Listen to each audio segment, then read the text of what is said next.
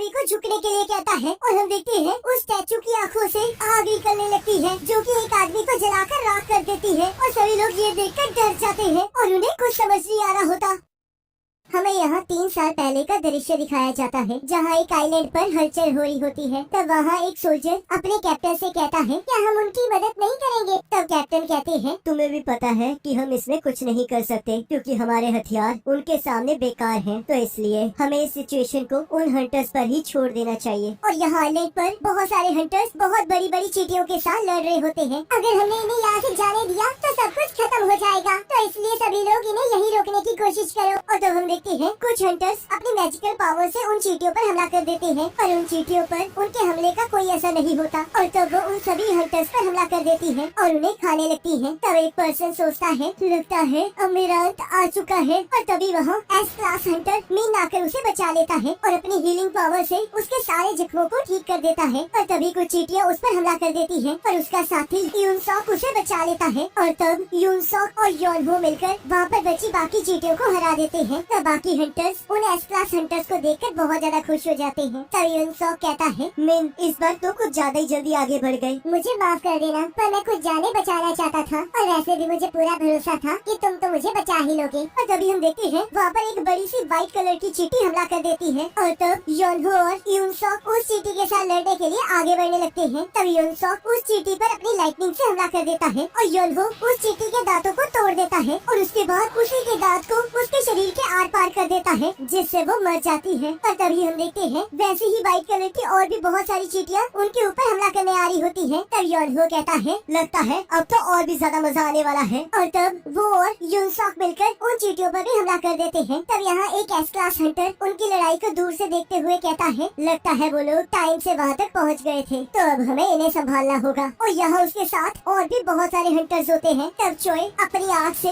Red colour की चींटियों को मार देता है और व्हाइट कलर की चींटियों को कुछ नहीं होता और तब वो बाकी हंटर्स को व्हाइट कलर की चींटियों पर हमला करने के लिए कहता है। तब हमें 10 साल से भी पुरानी बात बताई जाती है जिसके अकॉर्डिंग एक दिन अचानक से इस दुनिया में एक पोर्टल खुला जो कि इस दुनिया को अलग अलग डायमेंशन से लिंक करता है और उसके अंदर बहुत सारे मॉन्स्टर्स रहते हैं और उन्हें मारने के लिए इंसानों के नॉर्मल हथियार किसी काम के नहीं थे। और तब उनके साथ लड़ने के लिए कुछ इंसान आए जिनके पास कुछ स्पेशल एबिलिटीज आ गई थी और तब से उन्हें हंटर्स कहा जाने लगा। ये हंटर्स अपनी पावर्स के अकॉर्डिंग अलग अलग रैंक में डिवाइड किए जाते हैं जिसमें से सबसे टॉप पर है एस रैंक, उसके बाद ए बी सी डी और सबसे लास्ट में ई रैंक। और जब एक हंटर की पावर अवेकन हो जाती है तो वो चाहे जितनी मर्जी कोशिश कर ले पर वो अपनी एबिलिटी को आगे अपग्रेड नहीं कर सकता। तब हमें प्रेजेंट में एक शहर दिखाया जाता है जहाँ एक कंस्ट्रक्शन बिल्डिंग में हम एक पोर्टल खुला हुआ देखते हैं। तब यहाँ किम अपने अगले मिशन के लिए डंजन में जाने के लिए तैयार खड़ा होता है और तभी उसका दोस्त पार्क भी वहाँ आ जाता है। तब किम कहता है आखिरकार तुम यहाँ क्या कर रहे हो, मुझे तो लगा था कि तुमने हंटर के तौर पर काम करना बंद कर दिया है। मेरी वाइफ फिर से प्रेग्नेंट हो गई है, तो इसका मतलब तुम इस मिशन से पैसे कमाना चाहते हो। पर तुम चिंता मत करो, अगर ये मिशन सक्सेसफुल रहा तो हमें बहुत सारे पैसे मिलने वाले हैं। मुझे तो बस चिंता इस बात की हो रही है कि मैं तुम्हारे साथ उन चीजों के साथ लड़ भी पाऊंगा। और तब वहाँ हमारा मेन कैरेक्टर संग आ जाता है और सभी लोग उसे देखकर बहुत खुश हो जाते हैं। आखिरकार ये क्या हो रहा है, क्या ये सबसे ज्यादा स्ट्रॉन्ग है जिस वजह से सभी लोग इसे देखकर खुश हो रहे हैं? ना ना, जैसा तुम सोच रहे हो इससे बिल्कुल उल्टा है। ये तुम्हारे हंटर की जॉब को छोड़ने के बाद आया है और ये मैनकाइंड का सबसे कमजोर हंटर है। ये तो ई रैंक के डंजन में भी जख्मी होकर हॉस्पिटलाइज हो गया था। क्या ये सच में इतना ज्यादा कमजोर है? हाँ बिल्कुल, और अगर ये यहाँ पर है तो इसका मतलब ये मिशन बहुत आसान होने वाला है, तो इसलिए जोर जोर से बातें करना बंद करो, कहीं वो सुन ना ले। तब संग सोचता है मैंने पहले ही सब कुछ सुन लिया है, पर जो भी वो कह रहा है वो बिल्कुल सच है। तब जूही उससे मिलने वहाँ जाती है और कहती है आखिरकार तुम्हारे फेस को क्या हुआ है? कुछ नहीं, ये तो बस अब तो हर बार की कहानी हो चुकी है। मैंने सुना था कि तुम हॉस्पिटल में एडमिट थे, वो एक ई रैंक डंजन था और मैं उसमें बहुत ज्यादा जख्मी हो गया था। पर क्या उनके पास कोई हीलर नहीं था? बाकी सभी लोग बहुत हाई रैंक हंटर्स थे तो उन्हें हीलर की कोई जरूरत नहीं थी। और वैसे भी इसमें मेरी गलती है क्योंकि मैं उनसे बहुत ज्यादा वीक हूँ और तुम्हें भी इस बात का एहसास तो हो ही गया होगा। तो चलो, लगता है जाने का वक्त हो चुका है। तब यहाँ सॉन्ग कहता है अगर किसी को कोई प्रॉब्लम ना हो तो मैं इस मिशन का कैप्टन बनना चाहूँगा। और तब हम देखते हैं किसी को इससे कोई प्रॉब्लम नहीं होती है क्योंकि सॉन्ग एक हाई रैंक हंटर होता है। और तब सभी लोग एक एक करके उस पोर्टल के अंदर डर जाने लगते हैं। संग हमारे पीछे ही रहना और ध्यान रखना कि कहीं तुम्हें चोट न लग जाए। तब संग अपने नाइफ को देखकर सोचता है ये एक छोटी नाइफ है जिसके अंदर बहुत कम पावर है, पर मैं अपनी इनकम से बस इसे ही खरीद सकता हूँ। और कहता है तो चलो फिर आज कुछ कमाल कर दिखाए। तब यहाँ एक पर्सन प्रेसिडेंट गो से गवर्नमेंट के साथ हुई मीटिंग के बारे में पूछता है। तब प्रेसिडेंट गो कहते हैं वो हमेशा से बस एक ही चीज कहते आ रहे हैं कि हमें इस डंजन को ब्रेक होने नहीं देना है और साथ में जो भी चीजें इन डंजन से मिलती हैं उन चीजों को उन्हें सप्लाई करते रहना है। तो गाइस डंजन ब्रेक ऐसी चीज है जिसके अकॉर्डिंग अगर 7 दिन के अंदर अंदर जो डंजन अपीयर हुआ है उसे क्लियर ना किया जाए तो उस डंजन के जितने भी मॉन्स्टर्स हैं वो बाहर आ जाएंगे और दुनिया को तबाह कर देंगे। तो प्रेसिडेंट गो कहते हैं गवर्नमेंट जो कह रही है उसमें कोई गलत बात भी नहीं है, क्योंकि हम सभी लोग भी उन्हीं डंजन से मिली हुई चीजों को बेचकर जी रहे हैं और जब हम उन मैजिकल मॉन्स्टर्स को काटते हैं तब उनके अंदर से एक क्रिस्टल निकलता है जिसे हम मैजिक जेम्स कहते हैं और हम इन्हें ही बेचकर अपना पेट पालते हैं। और तब यहाँ हम देखते हैं संग एक मॉन्स्टर को मारकर उससे क्रिस्टल निकाल लेता है और उसे लेकर बहुत खुश हो रहा होता है और तभी एक मॉन्स्टर उस पर अटैक कर देता है जिससे उसके चाकू पर क्रैक आ जाता है। तब संग उस मॉन्स्टर के हमले से बचते हुए जैसे उस पर हमला करता है हम देखते हैं उसका वो चाकू टूट जाता है और वो मॉन्स्टर अपनी तलवार को संग के पेट में डाल देता है और तभी पाक आकर उसे बचा लेता है और जूही को संग को हील करने के लिए कहता है। और जब हम देखते हैं बाकी सभी लोग उन मॉन्स्टर्स का बहुत बहादुरी से सामना कर रहे होते हैं तब यहाँ प्रेसिडेंट गो कहते हैं जो मैजिक जेम्स हम हाई रैंक्ड मैजिक बीस्ट से हासिल करते हैं उन्हें हम पावरफुल वेपन्स में कन्वर्ट कर लेते हैं ताकि हम ताकतवर मैजिकल बीस्ट को हरा सकें। और इसके साथ साथ हमें वहाँ पर माना क्रिस्टल्स भी मिलते हैं और उन्हें भी हम वेपन्स के तौर पर यूज कर सकते हैं, पर वो मैजिक जेम्स जितने ताकतवर नहीं होते। पर यहाँ गवर्नमेंट उन्हें एक न्यू तरह की एनर्जी के तौर पर यूज करना चाहती है। ये चीजें न्यूक्लियर पावर जितनी खतरनाक नहीं है और हाइड्रो विंड और जियो थर्मल पावर से ज्यादा एफिशिएंट है और इससे थर्मल पावर से भी कम एयर पोल्यूशन होता है। तो इसलिए ये जिस वजह से ये एक आइडियल ग्रीन एनर्जी है। गवर्नमेंट मोना क्रिस्टल्स और मैजिक जेम्स को यूज करके इलेक्ट्रिसिटी को जनरेट करने के तरीकों को ढूंढ रही है और ये सारी चीजें हंटर्स के द्वारा लाई हुई चीजों पर डिपेंड करती है। तो इसलिए हंटर्स बहुत ज्यादा इम्पोर्टेंट है। तब यहाँ वो हंटर्स उस डंजन के बॉस को हरा देते हैं। तब जूही संग से कहती है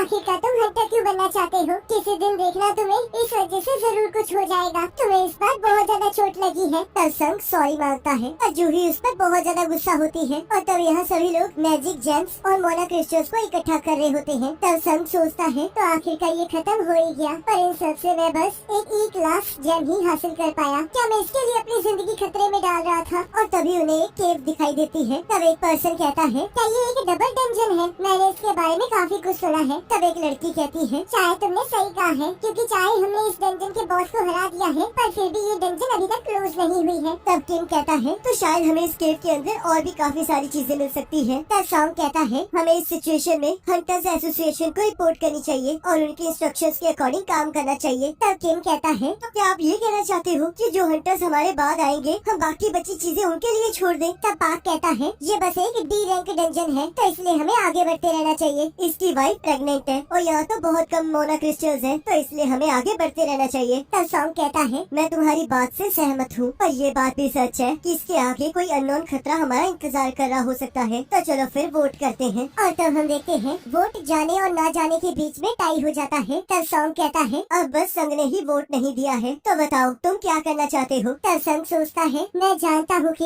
ये डी रैंक डंजन मेरे लिए बहुत ज्यादा मुश्किल है, पर मेरे फादर के गायब होने के बाद मैं ही हूँ जो कि अपनी फैमिली के लिए पैसे कमा रहा है। मेरी माँ इस टाइम हॉस्पिटल में है और मेरी बहन को कॉलेज जाना है, तो उसके लिए मुझे पैसों की बहुत ज्यादा जरूरत है। और तब वो अंदर जाने के फेवर में वोट करता है। और तब हम यहाँ देखते हैं एक जगह पर एक ब्लैक क्रिस्टल की मदद से सभी हंटर्स को उनकी पावर्स के अकॉर्डिंग रैंक्स में बांटा जा रहा होता है और बाहर अलग अलग एजेंसीज उन हंटर्स को हायर करने के लिए उन्हें कन्विंस कर रही होती है। तब यहाँ एक पर्सन चॉय को बताता है कि हमारे एसोसिएशन में एक बी रैंक हंटर और 2 सी रैंक हंटर्स ज्वाइन करने के लिए मान चुके हैं और सब कुछ बहुत आराम से चल रहा है। तब चॉय कहता है तुम बहुत अच्छा काम कर रहे हो, तो इसलिए अगर तुम्हें कोई भी टैलेंट दिखाई दे तो उसे बिना कुछ सोचे समझे रिक्रूट कर लो, पर मुझे लगता नहीं नहीं है कि हमें चार जैसी कोई हंटर मिलेगी। और तब यहाँ शहर में दो लोग किसी लेडी का पर्स लेकर भाग जाते हैं और हम देखते हैं तभी वहाँ चार आ जाती है और उन दोनों चोरों को सबक सिखाती है और उनसे उस लेडी का बैग भी ले लेती है। तब सभी लोग उसे देखकर बहुत खुश हो जाते हैं और वो बढ़ती हुई भीड़ को देखकर वहाँ से चली जाती है। और यहाँ हम देखते हैं सभी लोग केव के अंदर जा रहे होते हैं। तब एक पर्सन कहता है बॉस के हार जाने के बाद ये पोर्टल्स 1 घंटे के अंदर अंदर बंद हो जाते हैं और हम लोग यहाँ पर पिछले 40 मिनट से चल रहे हैं, तो इसलिए अब हमारे पास सिर्फ 20 ही मिनट बाकी है। तब संग जूही से कहता है मुझे माफ कर देना कि मेरे वोट की वजह से तुम्हें भी यहाँ अंदर आना पड़ा। क्या तुम ठीक हो?